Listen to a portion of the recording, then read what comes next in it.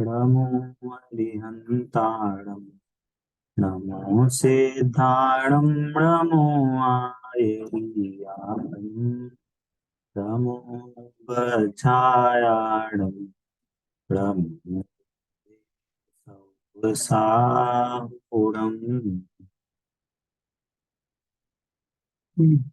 अभी हमारी मंगल शासन वन की 5वें चैप्टर पर हमारी चर्चा चल रही थी। कर्म सिद्धांत पे हमारी ये चर्चा चल रही थी, जिसमें हमने भाव कर्म, द्रव्य कर्म, इस पे हमारी चर्चा हुई। तो आज जो क्लास है ये पूरी इस चैप्टर की समरी पे बेस्ड रहेगा कि हमने क्या समझा, और मैं कुछ क्वेश्चन आंसर भी आपसे करूंगा, है ना। और कुछ चीजें हैं जो हमारी अंडरस्टैंडिंग के हिसाब से जो हमें जनरली हमको समझ में नहीं आता है, और कुछ स्पेशल फैक्ट्स भी आपको समझाने की कोशिश करेंगे। ठीक है, जो लोग वीडियो पे आ सकते हैं वो आ जाएं, जिससे कि मैं अगर कोई प्रश्न पूछूं तो मेरे को पता चले कि कौन सुन रहा है कौन नहीं सुन रहा है। ठीक है। चलिए, पहला प्रश्न है कि क्या मोहिनी कर्म के कारण जीव दुखी होता है कि नहीं?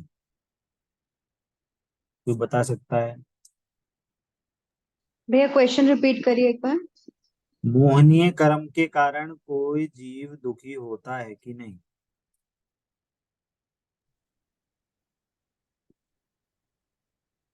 भैया जी नहीं होता। अच्छा, नहीं होता तो फिर दुख कौन देता है? ये किसके कारण से दुख होता है?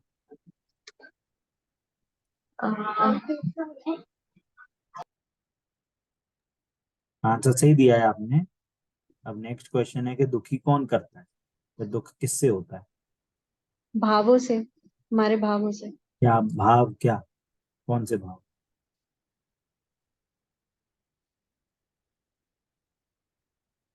भाव को इलेबोरेट करिए।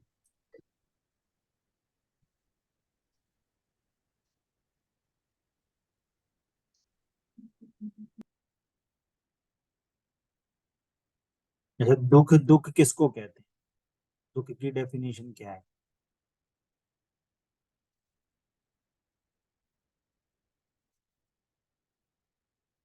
ये तो हो चुका है क्लास में। दुख किसे कहते हैं?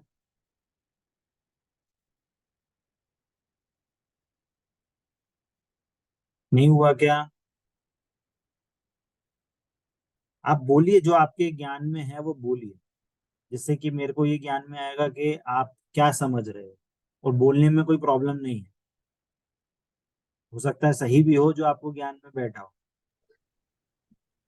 अज्ञानता, अध्यात्म। हाँ, अज्ञान, मिथ्यात्व, राग द्वेष, ये दुख के कारण है, दुख है ना। अब फिर क्वेश्चन उठता है, तो ये कौन करता है अज्ञान मोह राग द्वेष? कहाँ होते हैं ज्ञान मोह राग द्वेष?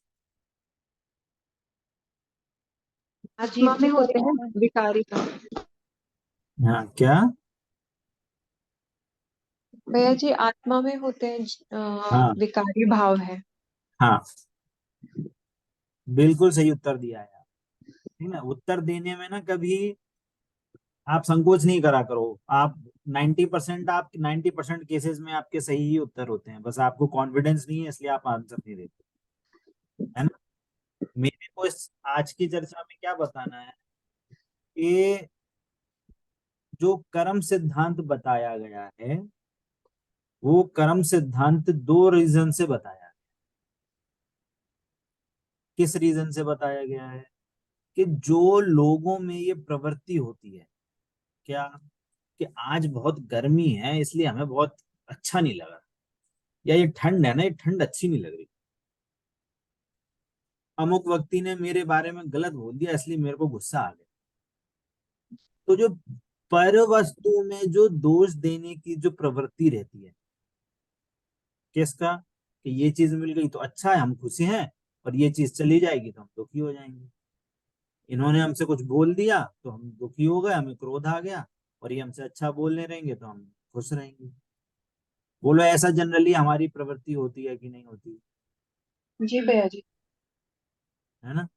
कोई मतलब हमारा हमेशा सुख दुख का अप्रोच, या हमारे जो सुखी रहने का जो माध्यम होता है ना, हम पर वस्तु में इसकी अप्रोच रखते हैं कि गाड़ी मिल जाएगी तो बढ़िया है, ऑटो रिक्शा में जाएंगे तो दुख है, टेंशन।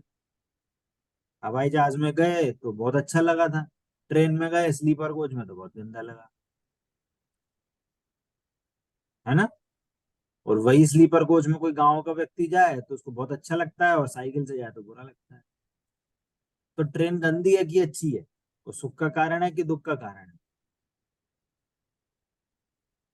दोनों ही नहीं है भैया जी, हाँ जी है। वो तो आपकी क्या मान्यता है उस वस्तु के प्रति, वो है दुख का कारण। ठीक है। तो कर्म सिद्धांत हमें ये समझाता है कि वस्तुएं दुख का कारण नहीं है। कर्म सिद्धांत के कर्म सिद्धांत ये बोलता है कि जब जिस कर्म का उदय होता है तब तब उस कर्म के प्रतिपक्षी उस रूप भाव होते हैं। तो हमें पर वस्तुओं पे जो आक्षेप रहता है सुख दुख का, वो आक्षेप हमारा खत्म हो जाता है। जो हम वस्तुओं में अपनी सुख का, अपने दुख का जो कारण समझते थे, हमारे अंदर जो अज्ञानता थी, तो वो हमारी नष्ट होती है इस कर्म सिद्धांत को समझ के। और इस कर्म सिद्धांत को समझने से हमें ये पता चलता है कि ये जो चेंजेस हो रहे हैं, ये पूर्व में ही हमारे किसी पूर्व में जो हमारे भाव हुए थे उसका फल है ये। समझ में आ रही है बात। जैसे आपको चोट लग गई, तो कोई बोले अरे यार भैया क्या ऐसी चोट लग गई, हम 1 महीना हो गया बिस्तर से नहीं उठ पा रहे, ना मंदिर जा पा रहे, ना कुछ कर पा रहे, ना ढंग से खा पा रहे, ना पी पा रहे, पूरे अशुद्ध रहते हैं पूरे दिन भर। तो आदमी को, किसी व्यक्ति को यदि कर्म सिद्धांत नहीं पता हो, तो वो पूरे 1 महीना टेंशन में ही रहेगा, उसको हमेशा बुरा ही लगता रहेगा कि अरे यार क्या कर्म का उदय आ गया, सॉरी क्या कर्म का उदय नहीं आ गया, उसको यही लगा रहेगा कि क्या कंडीशन हो गई। और यदि जिसको कर्म का उदय का पता है, वो क्या सोचेगा, अरे पूर्व में कोई कर्म किया था इसके कारण से ऐसी कंडीशन हुई, ना तुमने करी ना मैंने करी, ना किसी ने एक्सीडेंट करवाया, वो कंडीशन होनी सी तो हुई है।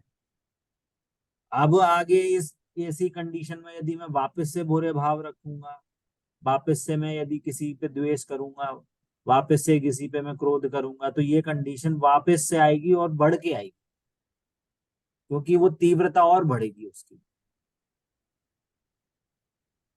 है ना। तो वो व्यक्ति क्या हो जाता है, उसकी जो दोष देने की प्रवृत्ति थी वो अब प्रवृत्ति छूट जाती है। पहली बात, क्या बोला, समझ में आ रहा है सभी को। उसकी दूसरों को दोष देने की प्रवृत्ति उससे छूटती है। क्यों? क्योंकि अब उसको ये लगने लगता है कि ये सब कर्माधीन ये कंडीशन चल रही हैं। हाँ आघाती जी। कर्म हमने पढ़ा था ना। आघाती कर्म कहाँ फल देता है, कि शरीर में और बाहरी संयोगों में फल देता है आघाती, है ना। तो ये हम्म। आघाती कर्म के अकॉर्डिंग आपको सारी वस्तुएं मिल रही हैं, है ना। मान लो कोई किसी ने किसी मान लो किसी की शादी हुई, है ना, किसी स्त्री की शादी हुई, और वो अब उसकी शादी हुई और पता चला उसके हस्बैंड की जॉब लग गई कहाँ, चेन्नई में जाके, साउथ में जाके जॉब लग गई। अब वहां जो भी मिले तो साउथ इंडियन है, कोई नॉर्थ इंडियन मिले ही नहीं। तो क्या हो जाते हैं लोग वहां पे जाके, वहां पे लोग एकदम ऐसे ऐसे लगता है कि पता नहीं कौन से देश में आ गए हैं। रोज इडली चटनी, अरे कहीं जाओ तो इडली चटनी, कहीं जाओ तो इडली, कोई अपने नॉर्थ इंडिया का कोई फूड ही नहीं मिलता है। जहाँ मिलता है तो ऐसे लगते हैं जैसे पता नहीं कहाँ स्वर्ग में आ गए हैं। कहने का मतलब कि वो उनको कंफर्ट जोन नहीं लगता वहां, है ना। तो ये किसके कारण हुआ, अरे पूर्व में ऐसा कोई कर्म बांधा था कि हमको इतने दिन तक ऐसी ही कंडीशन मिलेगी। पॉइंट समझ में आ रही। और उस चीज में हम दुखी होते हैं, है हम्म। ना। और हमको ये नहीं लगता, और फिर हम और दोष किसको देते हैं, वो स्त्री किसको दोष देगी, अपने पति को ही दोष देगी, पता नहीं कौन सी कंपनी में जॉब कर ली है, जॉब चेंज करो, यहाँ से भगो, मेरे को नहीं रहना, ये नहीं फलाना ढिमका एक्स वाई।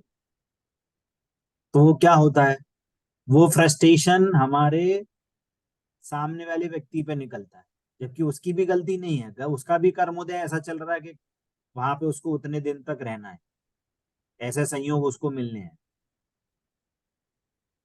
है ना। तो ये तो कर्माधीन है कि आपको कौन सी कंडीशन में कैसे मिलेगी, क्या क्या वस्तुएं मिलेंगी, वेदनीय कर्म के अकॉर्डिंग, साता वेदनी असाता वेदनी, है ना। पर वो तो कर्माधीन है ना। ये तो हमने एग्जाम्पल्स दिए, पर ये हम डेली में ये एग्जाम्पल समझ सकते हैं, है ना, कि कौन किसको कैसे संयोग मिलते हैं, कैसे परिवार मिलता है, कैसे सब जगह लगा सकते हो, कैसे माता पिता मिलते हैं, कैसे भाई बहन मिलते हैं, कैसे सास ससुर मिलते हैं, कैसे कंपनी के लोग मिलते हैं, बिजनेस कहाँ करते हैं, कहाँ जाते हैं, वगैरह वगैरह, जो भी पड़ोसी कैसे मिलेंगे, सब कर्माधीन है, आपके पूर्व के ही कर्म के अकॉर्डिंग आपको सारी चीजें मिलेंगी। तो कभी भी हमें दोष की प्रवृत्ति होनी ही नहीं चाहिए, है ना। इसके लिए एक बहुत अच्छी कहानी सुमित प्रकाश पंडित जी एक बहुत अच्छी कहानी बताते हैं। क्या कहानी बताते हैं कि एक बार बहुत मार्मिक कहानी है। एक बार क्या हुआ कि स्कूल में, या स्कूल में नहीं कह लो, आपके मान लो आपका जो भी समाज मंडल है, सबको ऐसे ही सूचना दी गई कि हम लोग शिखर जी जाएंगे, यहाँ से बस जा रही है, बस या ट्रेन कुछ भी समझ लो आप, ट्रेन यहाँ से जा रही है आपके शहर से, तो डायरेक्ट शिखर जी जाएगी, और 4 दिन का प्रोग्राम है। आपको बस ये है कि खाना पीना सब फ्री है, बस आपको यहाँ से जाने तक शिखर जी में 1 दिन लगेगा, तो आपको 1 दिन का भोजन अपना खुद का लेके जाना। तो सबने अपना मन बना लिया, चले गए, 100 500 जितने लोग गए, या मान लो आपके 100 लोग गए आपके शहर से, तो सबने क्या करा, सबने अपने सामान रखा और सबने अपना टिफिन भी पैक करा, है ना। आपने भी अपना टिफिन पैक किया। तो सब चढ़ गए ट्रेन में, रात को बैठे, सुबह हुई, सुबह उठ के सब लोगों ने हाथ मुंह धोया, सुबह भगवान का नाम स्मरण किया, भक्ति पूजा जितनी भी जो करनी थी वो करी, और भोजन करने बैठे। तो यार जी बता, ये सुमित प्रकाश जी की है ना कहानी? ये कहानियां वो हर समय बोलते हैं, बहुत मार्मिक कहानी, समझना। अब ये सब लोग अब अपने भोजन करने बैठे, सबने अपना टिफिन खोला, आपने भी अपना टिफिन खोला। तो ये बताओ, किसी के टिफिन में निकली है हलवा पूरी, किसी के टिफिन में निकली है करेले की सब्जी, किसी के टिफिन में निकली है क्या, मावा पेड़ा निकले हैं, किसी के टिफिन में सूखी रोटी निकली है। क्वेश्चन ये है कि सबके टिफिन में अलग अलग भोजन क्यों, बताइए। सबके टिफिन में अलग अलग भोजन क्यों है, सबको क्यों नहीं मिला, सबको वो हलवा पूड़ी क्यों नहीं मिली, सबके टिफिन में मिलनी चाहिए थी, सब लोग शिखर जी जा रहे हैं तो। बताइए धर्मिष्ठा जी, सबके अलग अलग टिफिन क्यों मिले, आपके टिफिन में हलवा पूड़ी निकली, मेरे टिफिन में करेले की सब्जी निकल रही है, क्यों निकल रही है, ऐसा क्यों हुआ। सब अपने हिसाब से अपना अपना टिफिन लाए ना। तो तो भैया वही बना के जाओगे वो निकलेगा, सिंपल। हाँ। और कोई टेंशन मिले, और मेरे को करेले की सब्जी निकल गई, कितना बड़ा पाप का उदय हो गया, मैं नहीं खाऊंगा। और कोई बोले मेरे को तो भिंडी की सब्जी निकली, तो वो खुश हो गया। और किसी को हलवा पूड़ी निकली है तो उसकी तो भाई चांदी चांदी हो गई। तो हम ऐसा बिहेव करेंगे क्या, वो हलवा पूड़ी निकली तो नाचने लगा, भैया हलवा पूड़ी निकली, हलवा पूड़ी निकली, ऐसे करे, ऐसा बिहेवियर होता है क्या, नहीं होता। क्यों नहीं होता, क्योंकि हमको ये निर्णय है कि हम क्या पैक करके निकले हैं, और जो पैकेट में होगा सो निकलेगा। अब मान लो किसी ने कुछ बनाया ही नहीं, किसी ने सिर्फ खीरा टमाटर नमक मिर्ची रख के ले आया तो उसमें खीरा टमाटर निकलेंगे। किसी ने नियम ले रखा भैया नहीं खाएंगे तो भाई जिसके सिर्फ फल फ्रूट निकल रहे हैं वो नहीं लेके आया, ऐसा भी हो सकता है। तो ये अलग अलग क्यों हो रहा है? क्योंकि आप जैसा लेके आए हो वैसा आपका टिफिन निकलेगा। समझ में आ रही है बात? जी भैया। वैसा जो पहले का टिफिन है ना, वो पहले का टिफिन अभी आपको मिल रहा है। अभी जो आपकी कंडीशन बनी है ना, वो आपके डिब्बे के अकॉर्डिंग मिल रही है आपको। पहला डिब्बा कौन सा लेके गए हो। अच्छा आप समझना, आप इसमें और आगे की बात, आगे आपको कैसा टिफिन मिलेगा, आगे का टिफिन कैसा मिलेगा। आप जैसे डालोगे वैसे ही मिलते। आगे तो आप सबको एक जैसे मिलेगा ऐसा। आगे का टिफिन आपको कैसा मिलेगा। जैसा हम अभी बांधेंगे टिफिन वैसे ही बनाओ, मिलेगा। बांधेंगे अभी वैसे जो मिलेगा। बनाएंगे, जो अभी जो अभी टिफिन बनाओगे, जो अभी टिफिन हम्म भरोगे उसके हिसाब से आगे का टिफिन आपको वैसा मिलेगा। हम्म, पॉइंट समझ में आ रहा है? और लोगों को प्रॉब्लम पता है क्या होती है, लोग समझते नहीं है इस बात। लोगों को आगे की तो टेंशन होती है, पूर्व की जब कोई टेंशन, पूर्व का टिफिन जब खुलता है ना तो हाहाकार मचता है, उसमें दुखी होता है। उसको ये तो पता है कि हम धर्म करेंगे तो पुण्य बंद होगा, तो हमें आगे अच्छी चीजें मिलेंगी। सही बात है, इतनी तो सब लोग समझते हैं।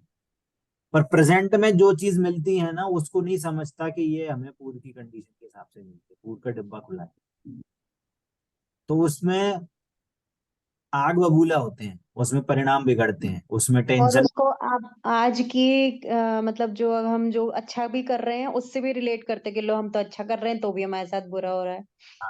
बल्कि उसका कोई रिलेशन नहीं है, हाँ, कोई रिलेशन ही नहीं है। उसका कोई रिलेशन नहीं जो है। हम अच्छा कर रहे हैं वो तो आगे जाके फल देगा ना। जो अभी हम अच्छा कर रहे हैं वो उसका फल तो आगे मिलेगा। और ये जो अभी टिफिन खुल रहा है तो पुराने कर्मों का टिफिन खुल रहा है। पॉइंट समझ में आ रहा है? जी भैया।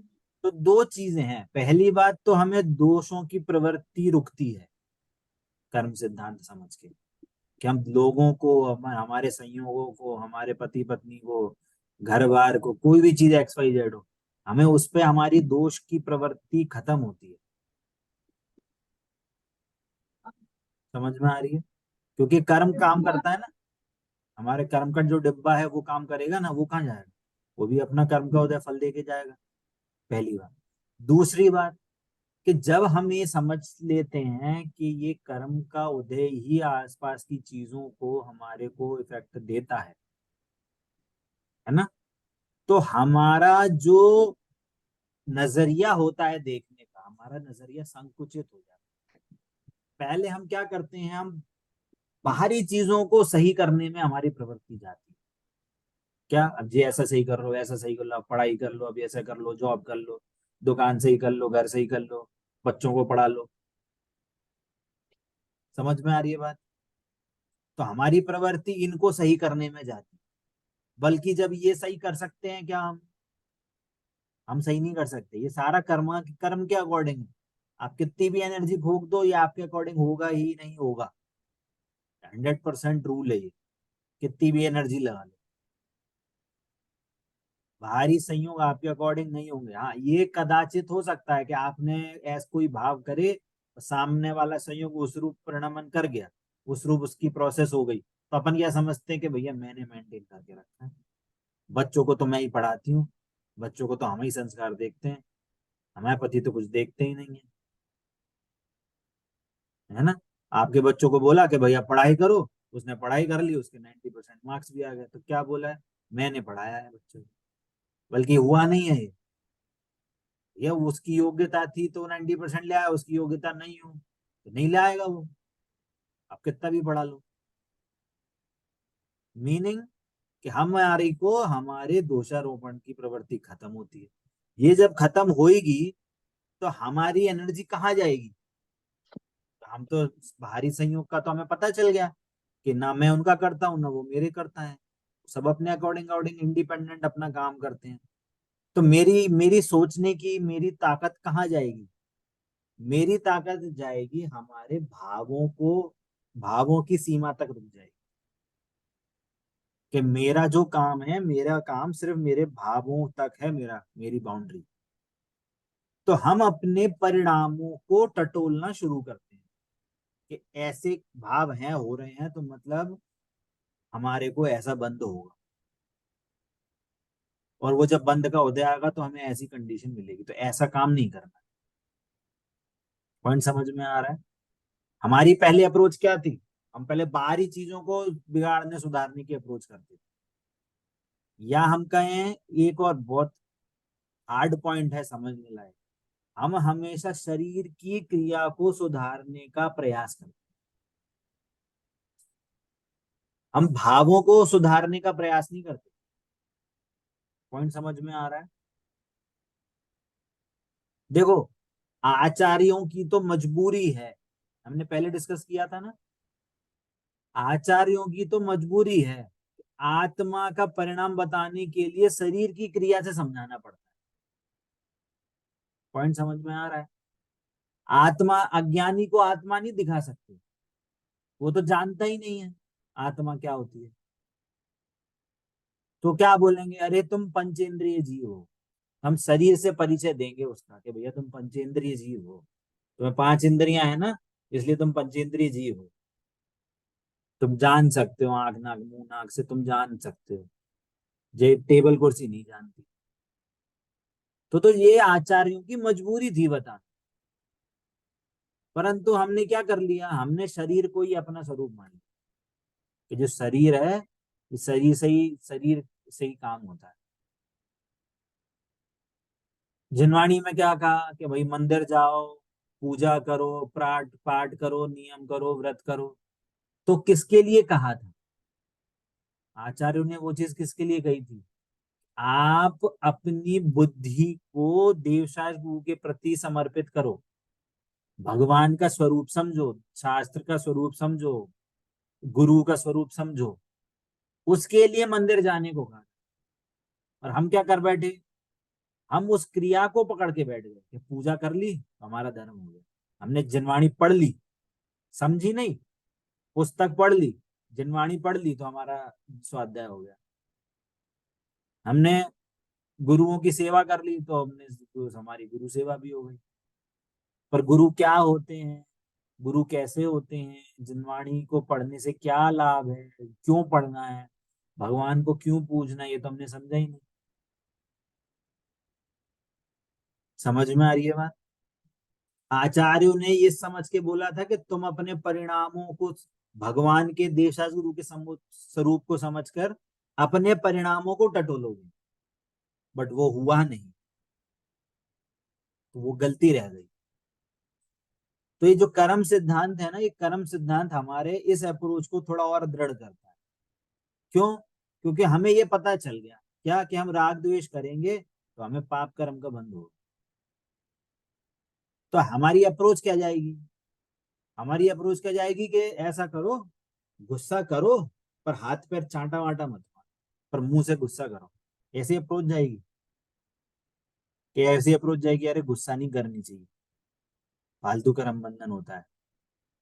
भले ही हम गुस्सा एक्सप्रेस नहीं कर पा रहे, जैसे कभी होता है ना क्या, कि आपने बच्चे को डांट दिया, है ना, बच्चे को डांट दिया, बच्चे को अच्छा नहीं लगा, बच्चे को समझ में नहीं आया क्या, क्यों डांटा, क्या डांटा, तो क्या करेगा, गेट बंद करेगा, ठाक अपने कमरे में जाएगा, खाना खाएगा तो जोर से थाली पटक देगा, कुछ करेगा तो ठप जोर से मार देगा, कोई चीज होगा तो फेंक देगा। क्यों हो रहा है ये? कि वो गुस्सा व्यक्त नहीं कर पा रहा, पर गुस्सा बहुत तेज आ रही। हमारे में भी ऐसे होता है ना, जैसे मान लो फॉर एग्जाम्पल कोई हमारे से बड़ा है, उसने कुछ ऐसा कह दिया जो कि हो सकता है कि इनकरेक्ट हो, है ना, पर अपन क्या करते हैं, अपन कुछ बोल तो सकते नहीं, कुछ कर तो सकते नहीं, तो मन में ही मनगढ़ंत चीजों के बारे में सोचते रहते हैं, हमें ऐसा कर दें, हम तो ऐसा करते थे, हमें ऐसा बोल दिया, सबके सामने बुरा बोल दिया। तो ये क्या हो रहा है, ये आपका कंटिन्यूअस क्रोध चल रहा है। और जब ये कर्म सिद्धांत समझेंगे तो हमें क्या पता चलेगा, अरे ये क्रोध चल रहा है, इससे कर्म बंधन होगा। वो जो परिणमन हुआ है वो तो कर्माधीन था, मेरे किसी पाप कर्म का उदय था, तो बुरा क्यों मानना है। दोषारोपण की प्रवृत्ति कम होती है और अपने परिणाम की टटोलने की प्रवृत्ति बढ़ती है। समझ में आ रही है बात? क्लियर हो रहा है क्या बोल रहा हूं मैं? जी भैया। है ना? और ये चीजें है ना, ये हवा की बातें नहीं है, ये है ना रियल लाइफ अप्लाई करने वाली बातें हैं। और ये चीज ही, जैसे जिनवाणी बोलते हैं ना कि सच्ची जिनवाणी क्या होती है, जो हमें वीतरागता प्रोवाइड करे। वीतरागता की पोषक ही जिनवाणी कहलाती है। तो हमारे परिणाम शांत हो रहे हैं। हमारे परिणाम कैसे शांत हुए? हमारी बाहर की प्रवृत्ति हटके अब हमारे परिणामों में सिमट गई। हमारी दुनिया कहाँ रह गई? पहले हमारी दुनिया बाहर थी, अब हमारी दुनिया हमारे आत्म परिणामों तक सिमट गई। तो कहना चाहिए परद्रव्यों के प्रति राग द्वेष क्या हो गए? खत्म हो गए या कम हो गए।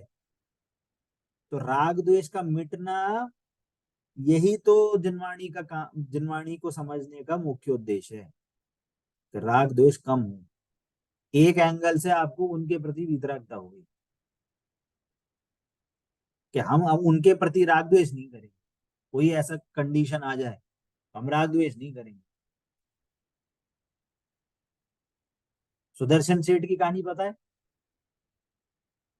सुदर्शन सेठ के साथ क्या हुआ कि रानी ने आप आरोप लगा दिया। क्या आरोप लगा दिया? इसने मेरे साथ क्या करा है, इसको आज की भाषा में बोलते हैं क्या करा है, कि वो सेक्सुअल मिसकंडक्ट करा है, इसने मेरे साथ धोखाधड़ी करी। तो क्या करो, इसको सूली पे चढ़ाओ। अब बताओ सुदर्शन सेठ क्या सोच रहे हैं? आपको मान लो यही सेम चीज आपके साथ हो जाए तो आप क्या करोगे? हमने करा ही नहीं, सबूत ले लो, ऐसा कर लो, हमने कुछ करा ही नहीं है, ये गलत इल्जाम लगा रही है, बोलो अपन बोलेंगे कि नहीं बोलेंगे? और सुदर्शन सेठ क्या एकदम चुप शांत। क्यों शांत है? कि भैया जब आत्मा, जब शरीर कोई नहीं छूता तो मैंने उसको कैसे छू लिया? और ये जो चीजें हो भी रही हैं तो मेरे किसी पूर्व कर्म के उदय के कारण हो रही है। मैं अगर कुछ बोलूंगा, रिएक्ट करूंगा तो मेरे को और कर्म बंधन होगा। तो बेटर है कि अपन शांत रहो और आत्मा के स्वरूप का विचार करो। उन्होंने कोई रिएक्शन नहीं दिया। आए सिपाही, आए उसको बंदी बना के ले गए। वहां गए सभा में गए तो उनसे पूछा क्या आपने ऐसा करा है, आपको जवाब देना है? तो उन्होंने कुछ जवाब ही नहीं दिया। तो उसने कोई जवाब नहीं दिया तो रानी ने दोष लगाया, तो रानी का दोष तो उसके सफाई उन्होंने कुछ दी नहीं। तो उनको सजा दे दी गई कि इनको फांसी की सजा लगाई, सूली पे चढ़ाया जाए। अब सूली पे चढ़ाने जा रहे हैं तो भी कुछ नहीं बोला। सूली पे चढ़ाया तो देवों ने आके उसका सूली का हार बना। पर एक बनाया, ये हुआ वो अलग बात है। बात ये है कि उन्होंने रिप्लाई क्यों नहीं दिया? क्यों? क्योंकि उनको पता था कि अगर मेरा कोई रिएक्शन जाएगा तो कर्म बंधन का कारण है। और दूसरा कि ये जो भी परिणमन चल रहा है मेरे पूर्व कर्म का उदय के कारण चल रहा है। और ये मैं यदि आत्मा का स्वरूप का विचार करूंगा तो इस कर्म का मेरे पे कोई इफेक्ट नहीं पड़ेगा। क्यों? क्योंकि मेरा मेरा मेरी एनर्जी कहाँ जा रही है? मेरी एनर्जी रिएक्ट करने में थोड़ी जा रही है। मेरी एनर्जी आत्म स्वरूप के चिंतन में जा रही है। समझ में आ रही है बात? तो ये जो चैप्टर है, या हम आगे भी कभी भी कर्म सिद्धांत की बात करेंगे तो हमें हमेशा ये, हाँ ये और इम्पोर्टेंट बात, हमें ये नहीं समझना है कि कर्म हमारे को विकार कराता है। ये कभी नहीं समझना है। कर्म हमारे को मिथ्यात्व कराता है, कर्म हमारे को सम्यक दर्शन नहीं करने देता। कर्म के कारण हमारे को कर्मोदय के कारण हमको दीक्षा लेने के भाव नहीं हो रहे। ये ऐसी कहानी है कि तो बिल्कुल गलत है। ऐसा जिनवाणी में कहीं लिखा ही नहीं। जिनवाणी में हमेशा जो भी कथन लिखे हैं वो हमेशा आत्म सन्मुख करने के लिए कहे हैं। आपने चैप्टर में हर जगह देखा होगा, जब भी डेफिनेशन बताइए तो क्या बताई, कि जीव की गलती के कारण, जीव की अज्ञानता के कारण, जीव के दोष के कारण ऐसी कंडीशन बनती है। उस समय जो कर्म का उदय होता है उसको ये 8 कर्म कहते हैं, जो जैसी कंडीशन बने। ज्ञान का विकास नहीं हो रहा तो स्वयं की गलती है, ज्ञानामणि कर्म रिस्पॉन्सिबल नहीं है। आपको मिथ्यात्व है, आपको राग द्वेष हो रहे हैं, ये आपकी गलती के कारण है, स्वयं की गलती के कारण। या कहें भाव कर्म है, ये भाव कर्म आपकी गलती है। द्रव्य कर्म के कारण, 8 कर्मों के कारण राग द्वेष नहीं हो रहे आप, वो करा भी नहीं सकता,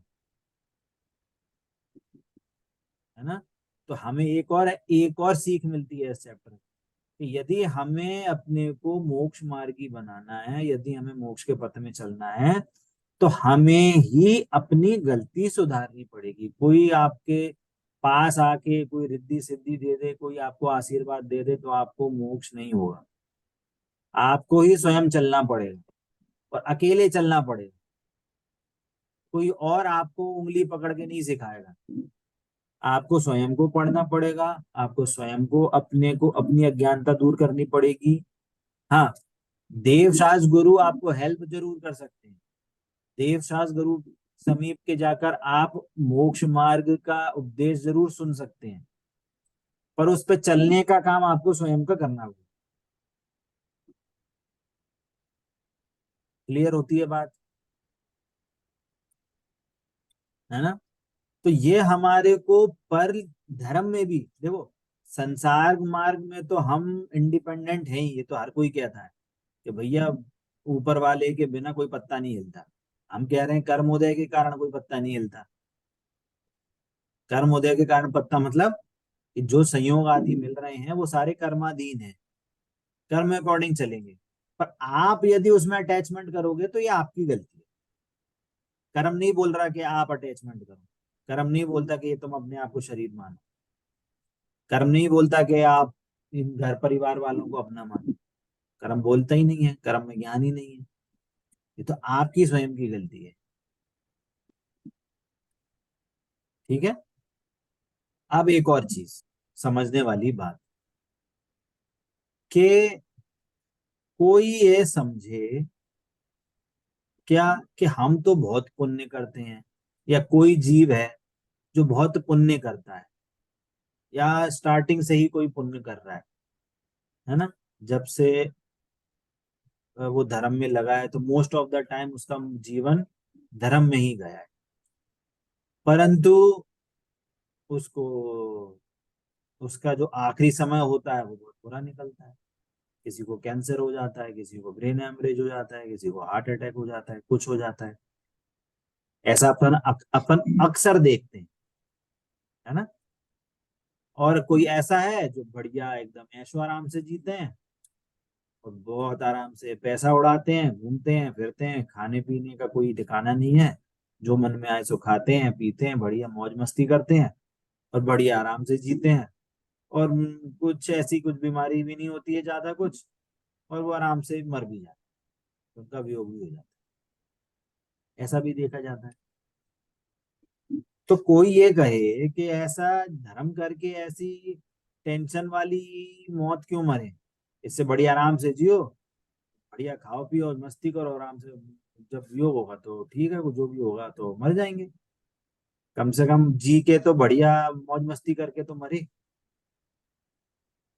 तो कोई ये कह सकता है कि नहीं कह सकता, या आपके मन में भी ऐसे भाव आ सकता है, या आया होगा किसी को, तो ये आजकल बताइए। भैया जी बहुत लोग जो वॉकिंग करते हैं, योगा करते हैं, वैसे ही लोग को जल्दी हार्ट अटैक और योगा करते बहुत सुनने में आता है। तो ऐसा मन में आ जाता है, ये इतना एक्सरसाइज इतना डाइटिंग करते थे और वही लोग मरते हैं, तो और क्या, अपना बढ़िया उससे अच्छा खा पी के खाओ। मरो कम से कम, है ना, बढ़िया खा पी के मरो, छोड़ के उपवास करके क्यों मरो, हाँ, है ना, सबको थॉट आता है।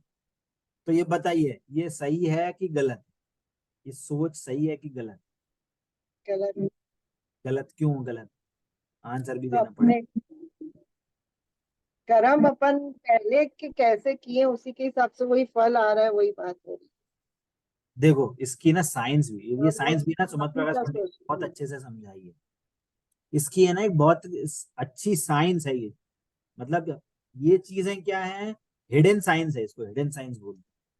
ये सामने प्रत्यक्ष में नहीं दिखेगी, पर आप लॉजिक लगाओगे, कर्म सिद्धांत को समझोगे, तो आपको ये सारी चीजें प्रत्यक्ष दिखेंगी होते हुए, और आपको ये जो मतलब कहें जाए जो कर्म की जो थ्योरी है, थ्योरी को यदि हम प्रैक्टिकल पे अप्लाई करेंगे तो ये सिद्ध भी होता है, प्रैक्टिकली भी पॉसिबल है ना। जैसे फॉर एग्जाम्पल, मान लो कोई जीव है, ठीक है, अभी हम मान लो एक एग्जाम्पल के लिए हम बोलते हैं उसने 1000 कर्म बांधे, ठीक है, जो हजार हजार कर्म बांधे हैं, और वो 1000 कर्म अगले जन्म पे ट्रांसफर होंगे, ठीक है। अब ऐसा तो कोई जीव होगा नहीं कि उसने पूरे के पूरे 1000 कर्म जो है वो पूरे पुण्य के ही बांधेगा या पूरे पाप के ही बांधेगा। ऐसा हो सकता है उसने 20% पुण्य बांधा हो, 80% पाप बांधा हो, या 20% पाप बांधा हो, 80% पुण्य बांधा हो, ऐसा भी हो सकता है कि नहीं, हो सकता है। अब आप ये समझिए, मान लो कि किसी को यहां से, मान लो नरक गति जाना हो, मान लो उसने ऐसा कर्म बांध लिया कि, जैसे कर्म बांध लिया कि यहां से नरक जाएगा, अच्छा, नरक मान लो बांध लिया, तो अब ये बताओ कि जो वो कर्म बांधे उसने 1000 कर्म, नरक में कोई पुण्य की या कोई कंडीशन मिलेगी आपको वहां, कि बढ़िया सोने का बिस्तर मिले, बढ़िया कोल्ड ड्रिंक मिले, बढ़िया महल मिले, ऐसी कोई कंडीशन मिलेगी? ठंड है तो आपको कपड़े मिल जाए, गर्मी है तो एसी कूलर मिल जाए, नहीं है, है ना। अब मान लो फॉर एग्जाम्पल, अब अपन 50-50 लेके चले, मान लो उसने 50% पुण्य के बांधे थे, 50% पाप के बांधे थे। अब पुण्य तो वहां लेके नहीं जा सकता,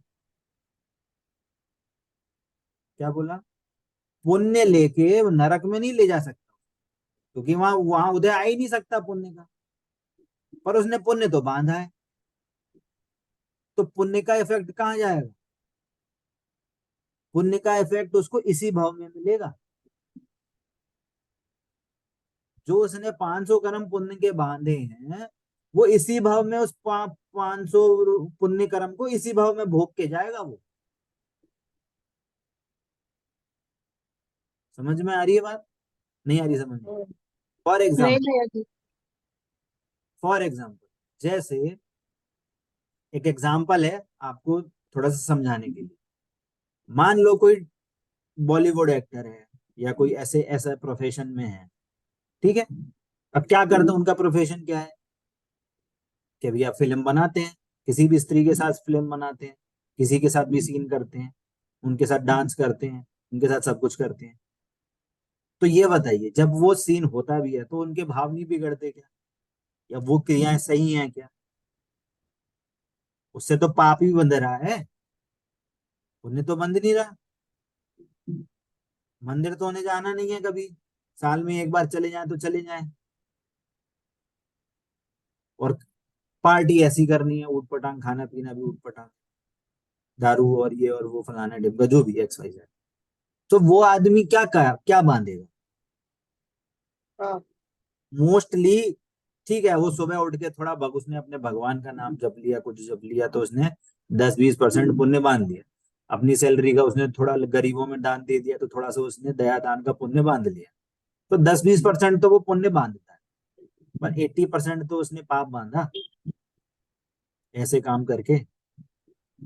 तो अब जो 80% इतने सारे पाप कर्म बांध रहा है, तो उसका फल भी कहाँ भोगेगा, नीच गति में जाके, नरक गति में जाके, त्रियंज गति में जाके,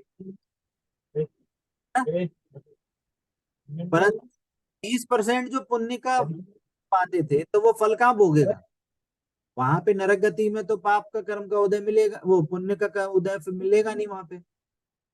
प्रतीक्षा जी समझ में आ रहा है?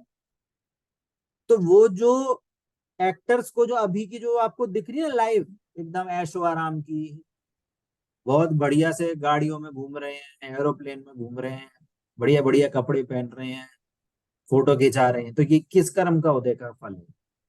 वो जो 20% कर्म बांध रहे हैं ना पुण्य, वो उसका फल अभी भोग के जा रहे हैं। अभी इसी जन्म में भोग के जाना पड़ेगा आगे। समझ में आ रही है बात? जी भैया जी। और पाप कर्म का टिफिन तो लेके ही जा रहे हैं, तो वह पाप कर्म भोगेंगे। अब ऐसे उल्टा लगाना, क्या उल्टा लगाएं? कि मान लो किसी ने मोस्टली अपना टाइम देवशास्त्र गुरु के प्रति समर्पित किया है, वो रोज मंदिर आता है, प्रक्षाल करता है, पूजा करता है, पाठ करता है, भगवान की सेवा करता है, मंदिर की सेवा करते हैं, देवों की सेवा, वो गुरुओं की सेवा करते हैं, जिनवाणी पढ़ते हैं, स्वाध्याय करते हैं, मोस्टली टाइम इसमें ही जाता है ना? पर अंत समय में मोस्टली किसी को कुछ प्रॉब्लम है, किसी को कोई बीमारी है, किसी को कुछ दिक्कत है, किसी को कुछ दिक्कत है। ऐसा क्यों हुआ? ऐसा क्यों हुआ? कि अब अगले भाव में तो पुण्य भोगना है। अगले भाव में मान लो देवगति का बंद हो गया फॉर एग्जाम्पल, अगले भाव में तो पुण्य भोगना है, वहां पे देवगति में पाप कर्म का तो उदय होता नहीं है, तो पाप कर्म कहाँ जाएगा? वो 10%, 20%, 30%, जो भी XYZ, वो कहाँ जाएगा?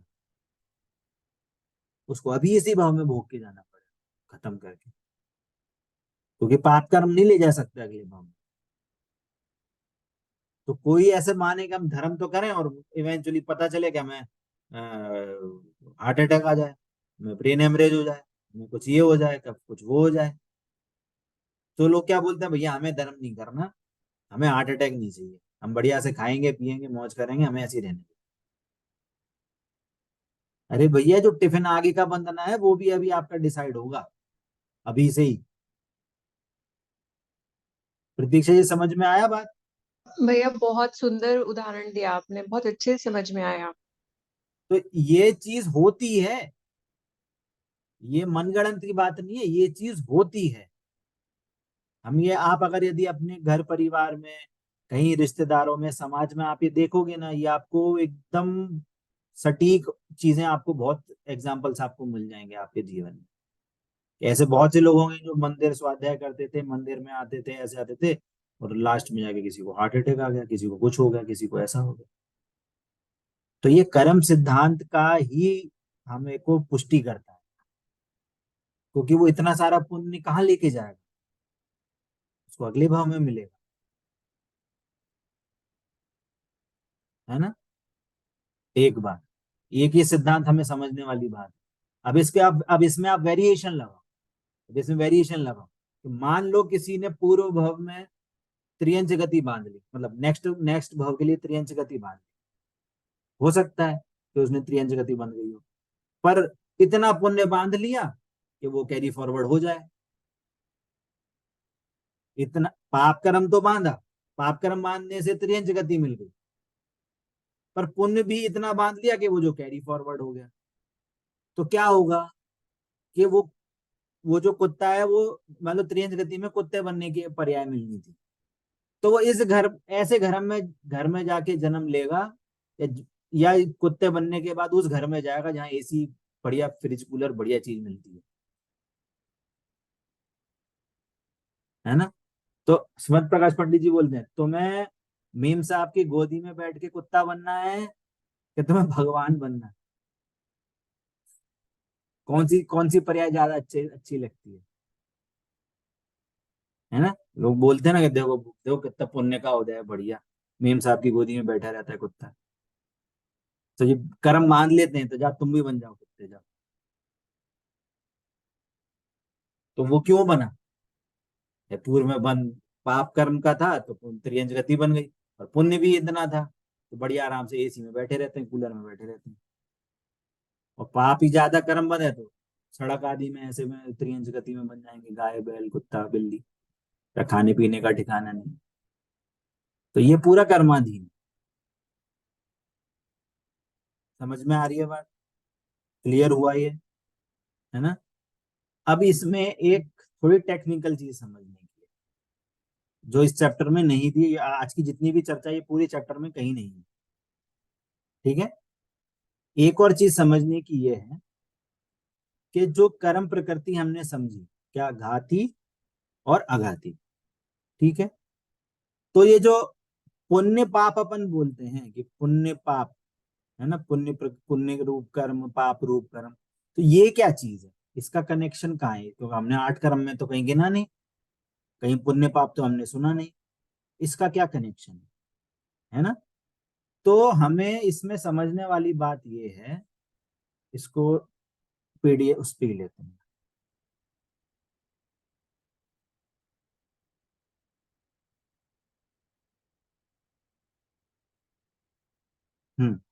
देखिए बात क्या चली, क्वेश्चन क्या आया कि पुण्य पाप क्या है, क्योंकि 8 कर्मों में तो कहीं आई नहीं इसकी चर्चा, तो पुण्य पाप क्या चीज कहलाई। ठीक है, तो एक सिद्धांत तो ये क्लियर समझना है, ये सिद्धांत जिनवाणी में क्लियरली बताया है। क्या बताया गया है कि जो घाती कर्म है, घाती कर्म क्या है, ये पाप रूप ही कर्म है, इनमें पुण्य का कोई डिवीजन ही नहीं है। घाती कर्म पाप रूप ही कर्म है, क्यों? क्योंकि ये तो हमारे स्वभाव का घात कर रहे हैं। समझ में आ रही है बात? तो जो स्वरूप का घात करेगा वो तो हमेशा ही पाप रूप कर्म होगा। ठीक है, और जो अघाती कर्म है,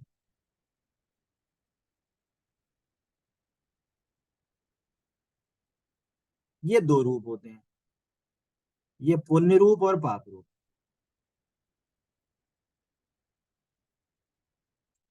ठीक है, अब इनमें कनेक्शन है कुछ, घाती कर्म में और अघाती कर्म में एक कनेक्शन है ना? इसको एग्जाम्पल हम अभी समझ रहे हैं, कषायों से समझेंगे इसका एग्जाम्पल, है ना? कषायों से समझेंगे क्या, कि मान लो किसी को तीव्र कषाय है,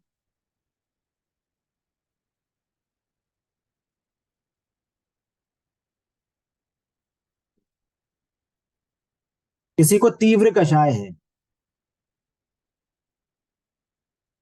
ना? तो इससे क्या होगा, तीव्र कषाय से, तीव्र कषाय से घाती कर्म जो है, वो वो घाती कर्म का इफेक्ट जो है वो ज्यादा आएगा।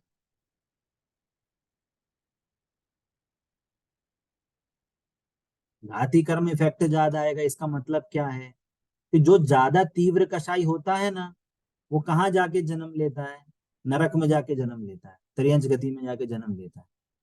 उससे क्या होगा, मान लो अभी मनुष्य गति में है, मनुष्य गति से त्रियंच गति में गया, है ना? मनुष्य गति से त्रियंच गति में गया तो कहाँ जाएगा, 1 इंद्रिय, 2 इंद्रिय, 3 इंद्रिय, 4 इंद्रिय, पंचेंद्रिय। मीनिंग क्या, कि 5 इंद्रिय से नीची गति में जाएगा, निचली गति में। तो मान लो यहां से तीन तीन इंद्रिय जीव बना कोई, है ना? 3 इंद्रिय जीव बना, 3 इंद्रिय जीव मतलब चींटी आदि। तो बताओ, चींटी आदि में ज्ञान का उघाड़ कम होता है कि ज्यादा होता है? मनुष्य के कंपैरिजन में चींटी में ज्ञान का उघाड़ ज्यादा होता है कि कम होता है? बराबर ही होता है भैया जी। सेम होता है। सेम क्यों होगा? भैया जी मैं गुणों का क्या? वो जो आपने समझाया था कि सभी में सब एक समान है गुणों में, नहीं नहीं नहीं बिल्कुल। नहीं, नहीं बोला सब एक हाँ, समान। ऐसे ज्ञान हाँ, ऑब्वियसली कम ही होगा। क्यों? मैंने ये समझाया था, जो जितनी इंद्रियां हैं उतना उतना उघाड़ है, और जितना जितना नहीं जान पा रहे हैं उतना उतना आड़े आ रहा है कर्म। बोला था, एक इंद्रिय के कंपैरिजन में 2 इंद्रिय को ज्यादा उघाड़ है, वो जो आवरण है वो कम हो गया, उघाड़ ज्यादा हो। 2 से 3 में उघाड़ ज्यादा है, 3 से 4 में ज्यादा उघाड़ है, 5 में ज्यादा उघाड़ है। उघाड़ है मतलब वो आवरण हट रहा है, हट रहा है इसलिए जानने की शक्ति बढ़ रही है। समझ में आ रही है? अब पंचेंद्रिय से 3 इंद्रिय में गया तो क्या हुआ, कि चक्षु इंद्रिय संबंधी ज्ञान, स्पर्शन रसना ग्रहण, बस 3 इंद्रिय होगी, कर्ण और आंख नहीं मिलेगी आपको, चक्षु नहीं मिलेगी, तो कर्ण और चक्षु संबंधी ज्ञान होगा क्या? नहीं होगा। तो मतलब उतना आवरण बढ़ गया। समझ में आ रही है बात? तो ये क्या हुआ कि घाती कर्म का इफेक्ट बढ़ गया तीव्र कषाय से, है ना। जैसे मान लो देव गति में है, देव गति में बहुत, आप समझें कि बहुत ज्यादा सुख सुविधा है, सुख सुविधा बहुत ज्यादा है, पर कषाय बहुत ज्यादा है वहां, कषाय भी बहुत ज्यादा है। एक दूसरे को देख के बहुत जेलिसी होती है कि मेरी इतनी रानियां हैं, उसकी इतनी रानियां कैसे, मेरे से ज्यादा कैसे, मेरे से ज्यादा हीरा मोड़क माती उससे उसको उसके पास कैसे ज्यादा है, ये बहुत जेलिसी होती है। और अधिकतर जीव देव गति से इवेंचुअली त्रियंच में आके जन्म लेते हैं, 99%। क्योंकि देव गति से नरक में जाता नहीं है कोई, देव से बनेगा तो त्रियंच ही बनेगा, और देव से या तो मनुष्य बनेगा, दो ही ऑप्शन है। मनुष्य बनने के लिए सातिशय पुण्य चाहिए, पुण्य का उदय होगा तो ही देव, तो ही मनुष्य गति में आएगा। इसलिए 99% जीव वहां से देव गति से त्रियंच गति में जाके जन्म लेते हैं, और मोस्टली एक इंद्रिय। तो ये क्यों हो रहा है? क्योंकि इतनी जेलिसी, इतनी जेलिसी, इतनी कषाय करता है जीव देवगति में कि उसको फिर उसको घाती कर्म का इतना बंद होता है कि उसको अगले भाव में एकदम निचली गति जाना पड़ता है ना। एक बात। दूसरी बात, ये तो हुआ क्या, घाती कर्म की बात। और उससे अघाती कर्म में क्या होगा, है ना। अब इसका इफेक्ट ज्यादा है, ये समझना। घाती तीव्र कषाय से क्या होगा कि घाती कर्म में इफेक्ट ज्यादा होगा, और अघाती में क्या होगा कि आघाती की पाप प्रकृतियां, आघाती के पाप कर्म ज्यादा बनेंगे।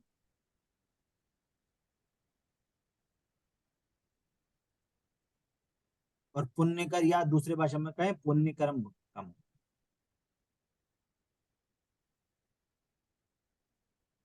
क्योंकि पाप और पुण्य का रिलेशन का जो डिवीजन है वो सिर्फ आघाती कर्म है। पाप पुण्य से मतलब अनुकूलता प्रतिकूलता, समझ में आ रही है। पाप पुण्य का मतलब यहाँ पे है अनुकूलता प्रतिकूलता, है ना। जैसे जैसे क्या, मान लो कि वो, मान लो कोई मनुष्य बना, मनुष्य था, उसका अगले जन्म में क्या हुआ, जैसे अभी अभी जो एग्जांपल दिया था, उसके अगले भव में क्या उसको बंधा, कर्म बंधा कि वो अगले भव में क्या बनेगा, कुत्ता बनेगा, है ना।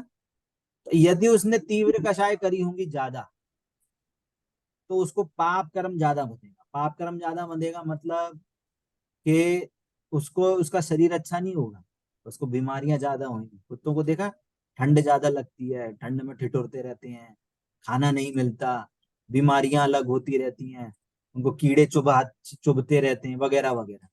तो ये क्या है, पाप कर्म के उदय से सारी कंडीशन। गाय बन जाएंगे तो सब कोई डंडा मारेगा, कोई कुछ करेगा, कोई कुछ करेगा, है ना। बिल्ली है तो कोई खाना ही नहीं देता है, चिड़िया है खाने के लाले पड़ रहे हैं, खुद घर बनाना पड़ रहा है, खुद सारी चीजें करनी पड़ रही हैं। तो ये क्या है, ये पाप कर्म के उदय के कारण।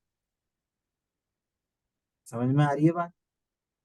तो तीव्र कषाय से क्या होता है, तीव्र कषाय से घाती कर्म में ज्यादा इफेक्ट आएगा, तीव्र उदय आएगा, ज्ञान घट जाएगा, शक्ति, ज्ञान की शक्ति घट जाएगी, है ना। कषाय बढ़ जाएंगी, ऐसा उदय आएगा कि कषाय बढ़ जाएंगे और तीव्र कषाय होगी आपको।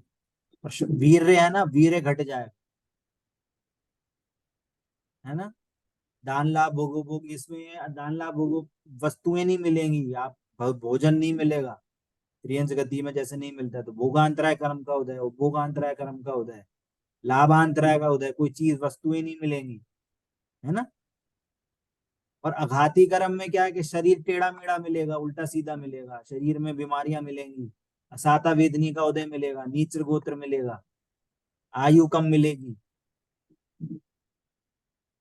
जहां जब जल्दी जल्दी जन्म मरण करना पड़ेगा बहुत बार। ठीक है। अब इसका उल्टा, उल्टा क्या, कि मंद कषाय। अब समझना, ये मंद कषाय बोल रहा हूं, कषायों का नाश नहीं बोल रहा, है ना। मंद कषाय है। मंद कषाय से क्या होगा कि घाती कर्म का कम कम बंद होगा, तो उससे क्या होगा कि कम इफेक्ट आएगा।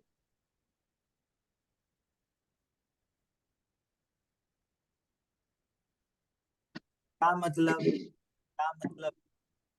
फॉर एग्जाम्पल, जैसे हमने मंद कषाय करी, मंद कषाय करी मतलब हम भगवान के साथ, हमारा देवशास्त्र गुरु के समीप ज्यादा समय बीता, हमने आत्मा का स्वाद, आत्मा का स्वरूप समझने के लिए ज्यादा एफर्ट लगाया, जिनवाणी ज्यादा समझने के लिए ज्यादा एफर्ट लगाया, तो क्या हुआ कि हमें देव गति का बंद हो गया, फॉर एग्जाम्पल।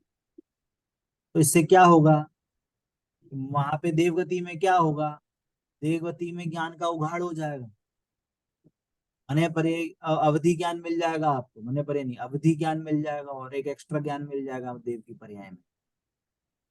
तो ये क्या हुआ, ज्ञान का उघाड़ खुल गया। खुल गया मतलब घाती कर्म का इफेक्ट कम हो गया, अंतराय कर्म का इफेक्ट हो गया, वस्तुएं ज्यादा मिलने लगी, भोग उपभोग की सामग्री ज्यादा मिलने लगी, लाभांतराय कर्म का इफेक्ट कम हो गया, बहुत सारी चीजें मिलने लगी वहां पे आपको, इतनी रानियां, इतने हीरे जवाहरात वगैरह वगैरह, रिद्धि सिद्धियां मिल गई, है ना। कषायों की योग्यता घट गई, वेश्या घट गई, है ना। तो ये सब कैसे हुआ कि कषाय से घाती कर्म कम बने, उसका सॉरी कम इफेक्ट वाला घाती कर्म बने, ठीक है। और आघाती में क्या होगा, ये तो आप भी बता सकते हो। आघाती कर्म में क्या होगा कि पुण्य कर्म ज्यादा बने।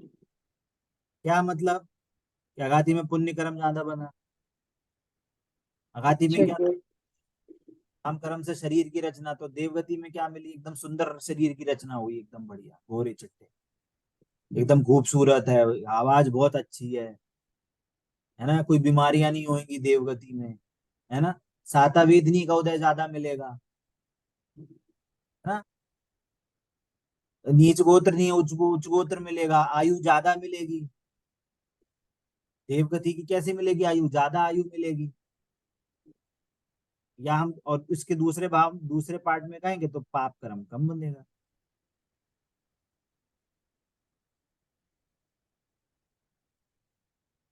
समझ में आ रही है बात। तो ये आप पुण्य, पुण्य और जो पाप का भेद है ना, ये हमारी कषायों पे डिपेंड करता है, ये कषायों पे डिपेंड कर रहा है। मैंने एग्जाम्पल बताया है, इसको आप मिथ्यात्व से भी जोड़ सकते हो। ये जो चीजें हैं, इसमें आपको इंक्लूड क्या करना है, अज्ञानता प्लस मिथ्यात्व प्लस राग द्वेष, ये सारी चीजें आपको इंक्लूड करनी। एग्जाम्पल मैंने कषायों से बताया है, पर इसका बंच ये है। समझ में आ रही है बात। ये है पूरा कंक्लूजन आठ कर्मों के चैप्टर, जो ये बात और ये चैप्टर की किस लिए बताया गया है, ये जो टिफिन बंधेगा ना, वो टिफिन कैसा बंधेगा, वे कषाय होंगी तो टिफिन में ऐसे ऐसे कर्म मिलेंगे। समझ में आ रही है बात। जी। हमने बात कही, वो टिफिन कैसे बनेगा, ऐसा टिफिन बनेगा, तीव्र कषाय से ऐसा टिफिन बनेगा, तो मंद कषाय से ऐसा टिफिन बनेगा। और यदि कषाय नाशी हो जाए, कषाय नाश तो क्या हो गया, कषाय नाश हुई तो क्या होगा, कर्म बंधेंगे ही नहीं, कर्म बंधेंगे नहीं तो मोक्ष हो जाएगा। समझ में आ रही है बात, क्लियर हो रहा है। तो यहाँ पे कोई टिफिन का डब्बा ही नहीं मिलना,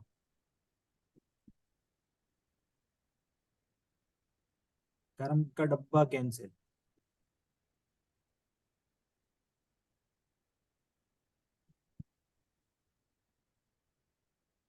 समझ में आई? आपका डब्बा मिलेगा ही नहीं।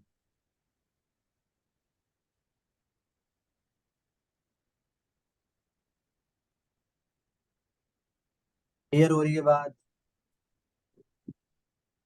ये है पूरा हम के चैप्टर से। ठीक है, अभी की जो चर्चा हुई इसमें किसी को कोई डाउट, कोई चीज नहीं समझ में आई हो?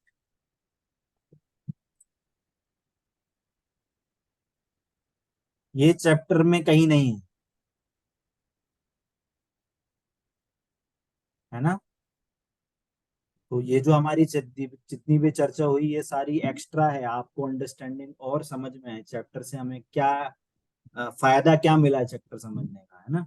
तो ये एक मोस्टली हमारे को ज्ञान में जो हम उधेड़ बुन चलती रहती है, या हमारे को ज्ञान हमारे को पर्टिकुलर सॉल्यूशन पे लाके खड़ा नहीं करता, हमारा ज्ञान सोचता विचार करने में हमें प्रॉब्लम होती है, तो ये हमारे ज्ञान को और रिलैक्स करती है ऐसी चीज। ठीक है, तो आज ये हमारा चैप्टर खत्म हुआ है। नेक्स्ट चैप्टर होगा वो हम अगली क्लास में चालू करेंगे। ठीक है, चलिए। जिन वाणी के ज्ञान से सूझे लोकालोक, तो वाणी मस्तक नमो सदा देता हूँ। बोलिए द्वाचार्य जनवाणी माता की जय हो, जय। अहिंसामय जैन धर्म की जय हो, जय हो। जय जिनेन्द्र सभी को। जय जिनेन्द्र सभी। जय जिनेन्द्र।